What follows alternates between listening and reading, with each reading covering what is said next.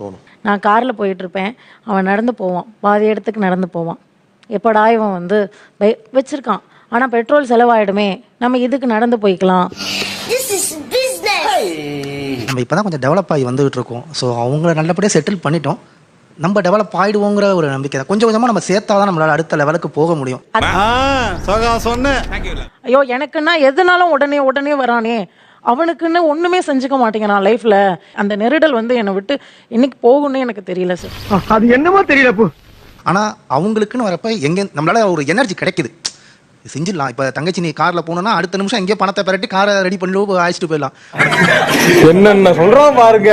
But நமக்குன்னு வரப்போ போகணுமா அப்படிங்கிற ஒரு மைண்ட் செட் மனசில் வந்துடுது.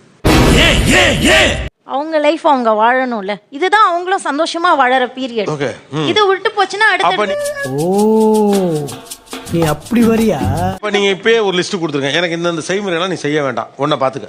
சார் எனக்கு எதுவுமே செய்ய வேண்டாம் சார், எல்லாத்துக்கும் நீ வந்து நின்னா போதும் அண்ணா அப்படின்னு எனக்கு நீ வந்து நின்னாலே போதும். சாம்பார் ஆப் எனக்கு நிற்கலாம், நமக்கு ஏதாவது செய்யணுங்களா சார்? என்ன சார் நீ வெறும் நின்று என்ன பிரயோஜனம்?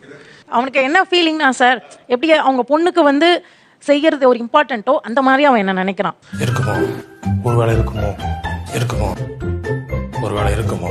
இந்த தங்கச்சிங்களை என்னால் புரிஞ்சிக்கவே முடியல.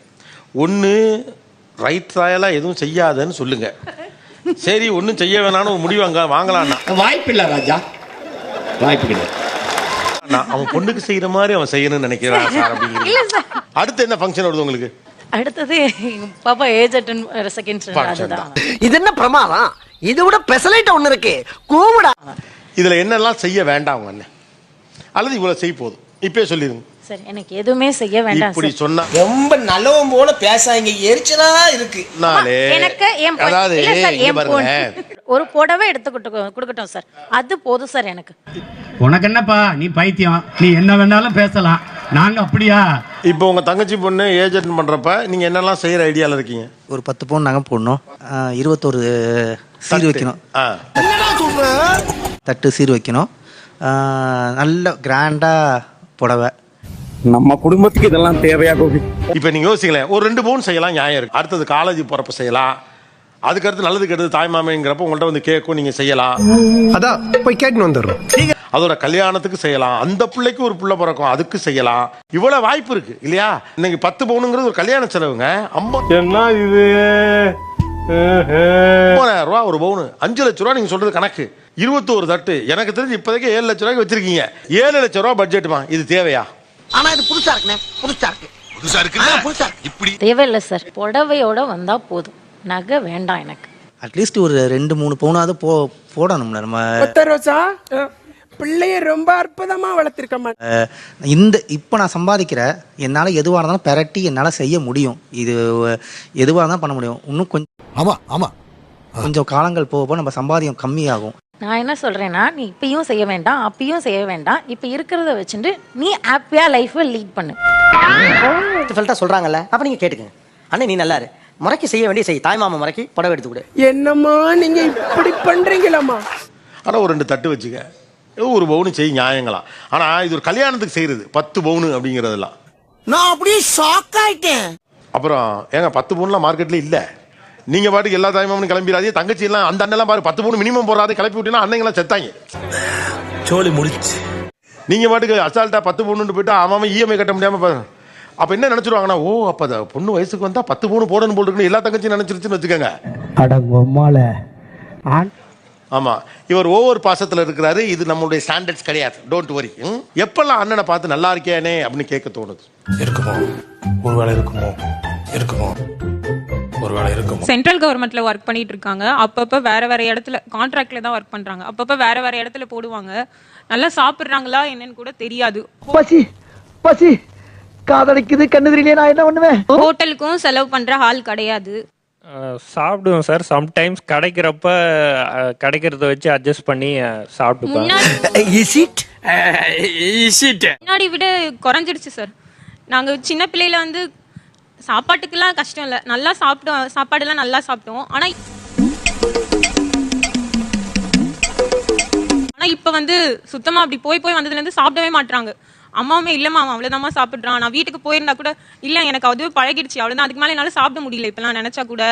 அது என்னமோ தெரியல பல்லு விளக்குற அன்னைக்கு தான் பசி அதிகமா இருக்கு. சந்தோஷமா வாழ்றப்ப நல்லா சாப்பிடுவான். உங்களுக்கு அந்த சாப்பாட்டிலே ஆர்வம் இல்லைன்னா வாழ்க்கையிலே பிடிப்பு இல்லைங்கிற மாதிரி ஒரு ஃபீலிங் வரும். இருக்குமோ ஒருவேளை இருக்குமோ இருக்குமோ ஒருவேளை இருக்குமோ. கல்யாணத்துக்கும் விருப்பம் இல்லை அப்படின்ற மாதிரி ஆயிடுச்சு சார். ஏற்கனவே எனக்கு கல்யாணத்துக்கு வாங்கின கடன், அடுத்து சீமந்தம், அடுத்து பிள்ளை பேர் பார்த்தாங்க. மச்சா பிள்ளைய ரொம்ப அற்புதமா வளர்த்திருக்கம்மா. அடுத்து பிறந்த நாள் கொண்டாடணும்னு சொல்லி கம்பல் பண்ணாங்க. எனக்கு விருப்பம் இல்லை பிறந்த நாள் கொண்டாடுறதுலாம், கம்பல் பண்ணாங்க வீட்டில், அதுக்கு போட்டாங்க. அதை வேற ஞாபகப்படுத்திட்டீங்க, நெஞ்சமெல்லாம் பொண்ணு அறக்கு தம்பி, மறக்க முடியல. அப்புறம் இப்போ காது குத்து தொடர்ந்து செஞ்சுட்டே தான் சார் இருக்காங்க. கடன் வாங்கிட்டு செஞ்சுட்டு இதே தான் சார். நம்ம குடும்பத்துக்கு இதெல்லாம் தேவையா கோபி? அவனோட கல்யாணம் நீ ஆரம்பிச்சா திரும்பி அதுக்கு ஒரு கடன் ஆகுமே, திரும்பி அந்த கடன்லாம் யார் பார்க்கறது அப்படின்ற மாதிரியே. இப்போ அதுக்கப்புறம் வீடு வேற. பொறாமடா பொறாம. என்ன ஏன் வீடு இருந்தாதான் இப்போ பொண்ணுன்னு அவனே கம்பல் பண்ணி சம்மதிக்க வச்சாலுமே வீடு கேட்குறாங்க சார் எல்லாருமே. எனக்கு வருத்தம்ப்பா, எனக்கு ரொம்ப வருத்தம். நாங்க கஷ்டப்பட்டாலும் அது வெளில காட்டிக்காம அவங்க அதனால அனுபவிச்சு அவங்க சந்தோஷப்படுறாங்கன்னும் போது அது எங்களுக்கு கட்டாயத்துக்காக செய்யறாங்க சார். என்னம்மா நீங்க இப்படி பண்றீங்களாம்மா? இப்போ வந்து மருமக, ஏற்கனவே நான் 2வது மருமக, அவங்க வீட்டில் இவ்வளோ போட்டுட்டு வந்துட்டாங்க. இப்போ நீ போனினா தான் உனக்கு அந்த மரியாதை கிடைக்கும், அது என்னமோ தெரியல நம்ம சப்போர்ட் செய்யறதுக்கு ஆள் இருக்கு அப்படின்னு வந்து உனக்கான மரியாதை எல்லா பொது சபையிலையும் ஒரு நிகழ்ச்சியிலையும் உனக்கு அப்பதான் கிடைக்கும். அதெல்லாம் இந்த ஊர்ல எவனுக்கு தெரியுது, ஐடியா இல்லாத பசங்க இல்லையா, அவங்க வீட்டில் ஒன்றும் இல்லை அப்படின்னு ஒன்று வந்து முக்கியத்துவம் கொடுக்க மாட்டாங்க. நான் வேண்டான்னு சொன்னாலும் கஷ்டப்பட்டு கடனை வாங்கியாவது செஞ்சிடறாங்க சார். என்ன ஒரு புத்திசாலித்தனம். அதுல ஒரு சந்தோஷம் இருக்கு சார். அவங்க அதனால சந்தோஷப்பட்டா ரொம்ப இல்ல அவங்க சந்தோஷப்படல. ஒரே ஒரு தங்கச்சி சார், வேற அவளுக்கு செய்யாம வேற யாருக்கு செய்ய போறான்? ஓ நீ அப்படி வரியா? வயசு போதில்ல சார், வயசாயிடுச்சு. நான் இப்போ குழந்தைன்னு குட்டி சந்தோஷமா இருக்கு, ஒரு ஹாப்பி ஃபேமிலி. இப்போ அவங்களுக்கு ஃபேமிலி இல்லையே. நம்ம என்ன வேலையா செய்ய போறோம்? சும்மா பார்க்க போறோம். இருக்கட்டும், அதுக்கு நம்மளுக்கு என்ன சம்பந்தம்?